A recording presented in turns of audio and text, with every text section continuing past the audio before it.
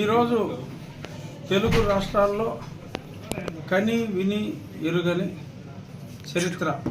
చారిత్రాత్మక తీర్పు విజ్ఞులైన ప్రజలు ఇచ్చారు.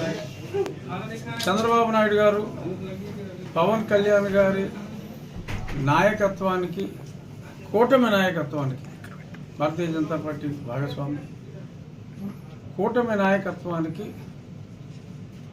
బ్రహ్మరథం, అంటే ఇక్కడ ప్రతి పదం ఆచితూచి మాట్లాడాలి, బ్రహ్మరథం పట్టారు. ఎవరు ఊహించనంత మెజారిటీతో, మరి ఇప్పుడు ట్రెండ్ చూస్తే మేబీ 12-13 స్థానాల కన్నా వైఎస్ఆర్ కాంగ్రెస్ పార్టీకి దక్కే పరిస్థితి కనపడతలేదు.